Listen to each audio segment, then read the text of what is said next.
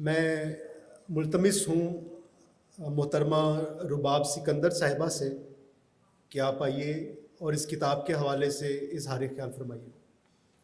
بسم اللہ الرحمن الرحیم۔ جناب صدر اور معزز مہمانان گرامی، السلام علیکم۔ آج کی یہ محفل یقیناً خوشی کا باعث ہے اور میرے لیے یہ دوہری خوشی کا باعث ہے۔ ایک تو یہ ہے کہ ادب کی دنیا عمر بھر کی بات کی صورت میں ادب کی دنیا میں ایک خوبصورت اضافہ ہو رہا ہے، اور دوسرا میرے لیے خاص طور پر یہ خوشی کی بات اس لیے ہے کہ مجھے اپنی عزیز دوست اور کولیگ سائمہ آفتاب کی کتاب کی رونمائی کے موقع پر اپنا اظہار خیال کہنے کا اعزاز حاصل ہو رہا ہے۔ اتنے معزز شخصیات کی موجودگی میں بہت زیادہ تو نہیں کچھ کہوں گی، آپ لوگوں کا سب کا وقت بہت قیمتی ہے، لیکن پھر بھی کچھ چیزیں ایسی ہیں جن کو میں ضرور آپ لوگوں کے ساتھ شیئر کرنا چاہوں گی۔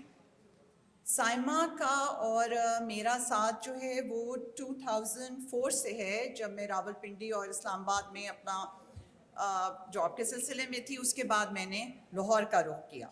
پہلے تو ہماری شناسائی جو تھی وہ محض ایک آفیشیل قسم کی تھی، پیشہ ورانہ قسم کی تھی۔ پھر آہستہ آہستہ یہ رفاقت جو ہے یہ دوستی میں بدلتی گئی، پھر وہ دوستی گہری دوستی میں بدلتی چلی گئی، اور تب مجھ پر ان کی شخصیت کی وہ پہلو بھی آشکار ہوئے جو باقی لوگوں کو شاید اب اس کتاب کے ذریعے پتہ لگے۔ مجھے یہ احساس ہوا کہ سائمہ کے اندر ایک حساس تخلیق کار چھپا ہوا ہے جو دفتر کی فائلوں اور روزمرہ کی زندگی کی مصروفیات کے درمیان بھی اپنے خوابوں کو زندہ رکھتا ہے۔ شاعری محض الفاظ کا گورکھ دھندا نہیں ہوتی، بلکہ یہ دل کی آواز ہوتی ہے۔ وہ احساسات، وہ جذبات جو ہم عام گفتگو میں بیان نہیں کر سکتے، وہ شاعری کے ذریعے ہم اپنے اندرونی احساسات کو زبان دیتے ہیں۔ آج ہم جس کتاب کی تقریب رونمائی میں شرکت کر رہے ہیں وہ بھی اسی خلوص اور اسی سچائی کی عکاس ہے۔ یہاں انہوں نے صرف ردیف اور قافیے کو نہیں جوڑا، بلکہ اپنے احساسات کو زبان دی ہے۔ میں ایک ان کا پڑھوں گی۔ یہ آب توندرو پر جھولتے پل کی مسافر، کنارے پڑ کھڑے لوگوں کو اندازہ نہیں ہے۔ تواتر سے چلی آتی ہے ہر مشکل، تو کیا یہ سہولت مانگتے رہنے کا خمیازہ نہیں ہے؟ سائمہ کے بارے میں یہ بھی ضرور کہنا چاہوں گی کہ وہ ایک بہترین انسان بھی ہیں، ایک قابل افسر بھی ہیں، اور اس کے ساتھ ساتھ ایک حساس دل رکھنے والی تخلیق کار بھی ہیں۔ ہمارے معاشرے میں ایک خاتون کے لیے تمام ذمہ داریاں نبھانا کوئی آسان کام نہیں ہے، بلکہ یہ بہت ہی مشکل کام ہے۔ لیکن انہوں نے نہ صرف اپنی پیشہ ورانہ ذمہ داریاں نبھائی ہیں، بلکہ ایک بیٹی، ایک بیوی، ایک ماں، ایک بہن کی ذمہ داری بھی جس خوبی سے نبھائی ہے وہ قابل ستائش ہے۔ اور یہی زندگی کے رنگ، یہی جدوجہد اور یہی ممتا کی خوشبو ہمیں ان کی شاعری میں بھی ملتی ہے۔ ان کی شاعری میں جہاں محبت اور امید ہے، وہاں خود شناسی کا وہ کرب بھی ہے جو ایک سچے فنکار کا خاصہ ہوتا ہے۔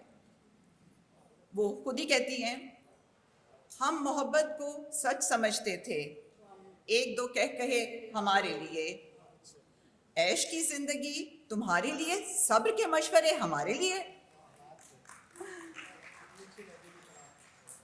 شکریہ۔ ان کے الفاظ کی سب سے بڑی خوبی ہے کہ وہ سیدھا قاری کے دل میں اترتے ہیں اور اسے سوچنے پر مجبور کرتے ہیں، اور یہی ایک اچھے شاعر کی خوبی ہوتی ہے۔